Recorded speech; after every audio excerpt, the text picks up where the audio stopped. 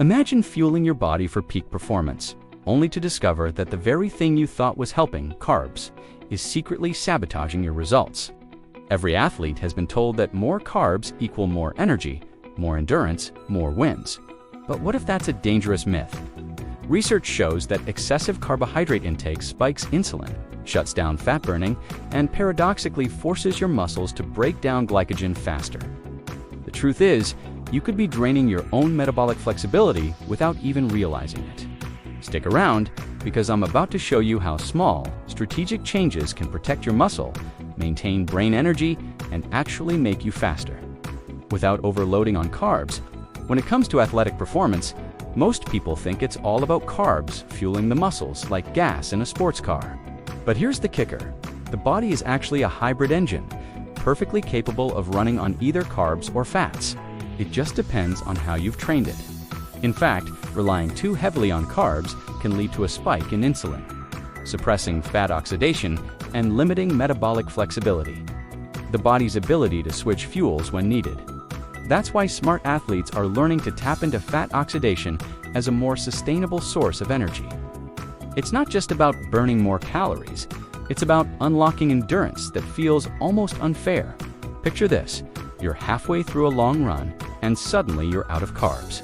You hit that dreaded wall. Ever been there? That's because the body only stores so much muscle glycogen, and once it's gone, the party's over.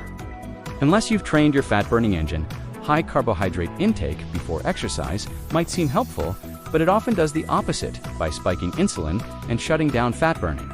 That's where the magic of metabolic flexibility comes into play, being able to use fat for energy when carbs run out.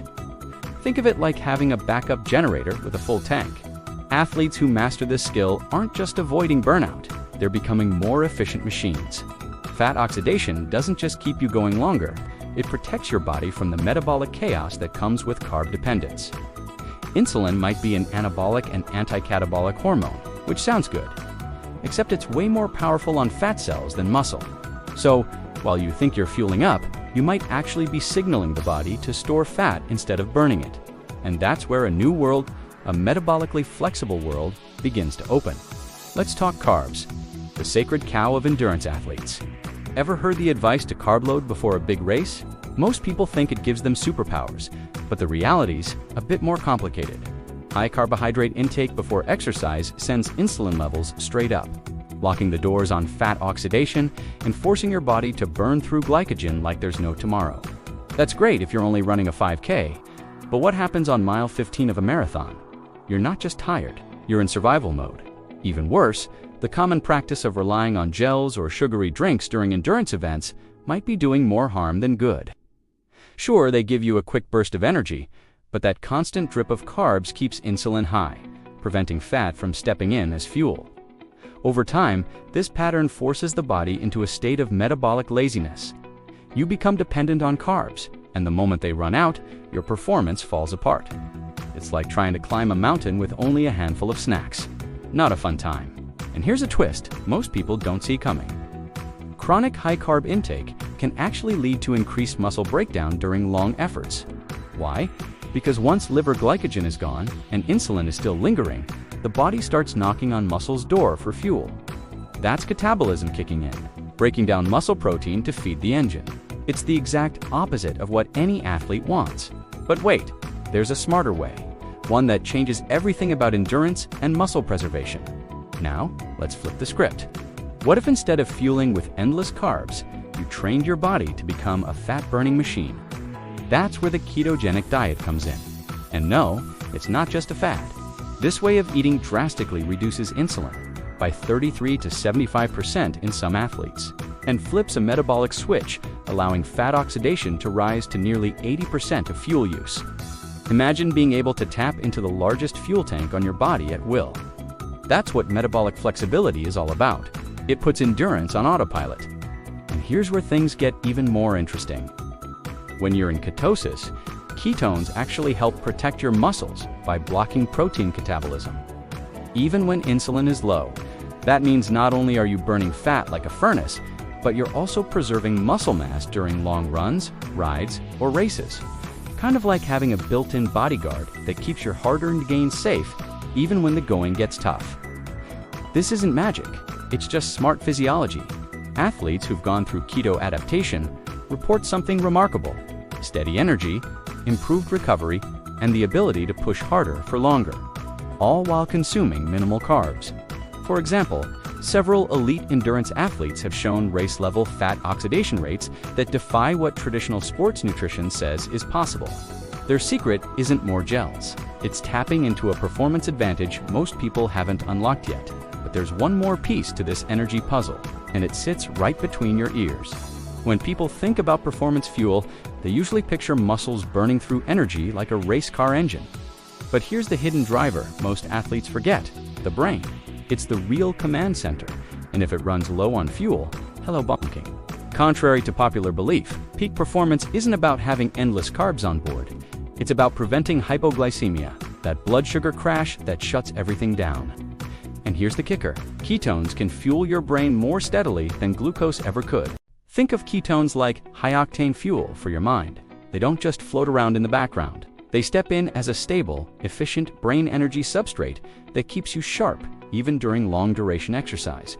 That's why athletes in ketosis can go for hours without needing to constantly refuel. And guess what? If they strategically take in small amounts of carbs, say 10 grams per hour, they can boost performance by 22% while keeping hypoglycemia away. No roller coaster of highs and crashes, just smooth energy. So, while most endurance athletes are out there shoveling gels to stay upright, keto-adapted competitors are floating past them in a zen-like state of focus and stamina. This isn't random. It's what happens when brain, energy, and fat oxidation work together instead of fighting insulin spikes. And it's only the beginning, because once you understand how the brain drives performance, you'll never look at carbs the same way again. Now, let's bring in the science, because nothing beats a good study says so. When you're challenging decades of sports nutrition dogma, researchers like Jeff Volek and his team have spent years examining how ketogenic athletes perform under real-world conditions. Their findings: keto-adapted endurance athletes exhibit fat oxidation rates that were once thought impossible, even at race intensities. Imagine competing at world-level events and running mostly on your own stored fat, not the crowd's favorite carb buffet. One groundbreaking study compared elite marathoners and Ironman athletes eating high-carb diets to those adapted to keto. The difference was eye-opening. While both groups maintained performance, the keto group relied far more on fat oxidation and maintained liver glycogen better. That's right, they burned less muscle glycogen, which helps prevent that lateral crash most athletes dread. This metabolic efficiency isn't just theoretical. It shows up in real race results, where keto athletes keep pace without stuffing themselves with gels every few miles. Even more interesting, blood sugar remained stable in keto-adapted athletes while fluctuating wildly in their carb-dependent counterparts. And that's huge, because when your glucose remains steady, your brain stays sharp, your muscles stay fueled, and your performance stays smooth. So when we talk about metabolic flexibility and fat oxidation, it's not just theory, it's proven. But that evidence also points us toward something most athletes still refuse to see: the dangerous side of carbs. All right, time for a little tough love, because while carbs can absolutely play a role in athletic performance, many athletes are unknowingly skating on thin metabolic ice. Current sports nutrition guidelines push extreme carb intakes, sometimes 800 to 1,000 grams a day, as if your body were at bottomless pit. Spoiler, it's not. These high doses don't just overload your system. They may disrupt insulin sensitivity, forcing your body into a fragile state of dependency. What starts as a performance strategy can quickly turn into metabolic strain. And here's where things get downright alarming. Studies are now showing signs of prediabetes developing in endurance athletes who follow these aggressive high-carb regimens. That's right, people who train for hours, run marathons, and cycle mountains are showing metabolic markers similar to those eating junk food on the couch. The kicker? They think they're doing everything right, eating clean carbs and fueling every session. But what's clean on the plate doesn't always stay clean in the bloodstream. That's why the idea of the minimal effective dose of carbs is becoming a new frontier. You don't need to drown your system in glucose to perform and recover. You need just enough to support your goals without taxing your blood sugar. After all, no athlete wakes up thinking, "I want pre-to-beats by 40." The truth, the real performance advantage, lies in combining strategic carbs with fat oxidation mastery, especially if you're willing to transition wisely. Transitioning to a ketogenic diet isn't a magic switch, it's a journey. And the first rule is simple: calories matter. Athletes often unknowingly restrict calories when cutting carbs, thinking they're leaning out, but this can tank performance and recovery. Tracking intake to maintain energy balance is key. Think of it like filling a high-performance engine with premium fuel. You need the right amount, or it sputters. Next, let's talk electrolytes, sodium, and hydration. Lower insulin levels mean your body holds less water and sodium, which can make you feel sluggish or crampy during workouts. The fix? Be proactive. Supplement with sodium, magnesium, and potassium, and even toss in creatine to help maintain intracellular hydration. Little tweaks like these are game changers for performance, especially in the first 4 weeks of adaptation. Finally, protein and patience are non-negotiable. Aim for roughly 1 gram per pound of body weight to fuel recovery and stimulate muscle protein synthesis. And remember, adaptation takes time. At least 4 weeks to start feeling truly metabolically flexible. Rushing it can backfire. So embrace the process, track your progress, and notice how your body starts burning fat more efficiently. Once this foundation is set, you're primed for strategic carb usage if needed. Now that you know the hidden truth about carbs and performance, the real question is, are you going to keep following outdated advice, or are you ready to take control of your metabolism? Imagine performing at your peak while preserving muscle, maximizing fat oxidation, and keeping your brain sharp throughout every workout. What small change can you make today to shift your energy strategy and finally train smarter, not harder? Don't wait until the years of high-carb habits catch up with your health. Hit that subscribe button, turn on notifications, and join the movement of athletes who are rewriting the rules of performance. Your body and your results will thank you.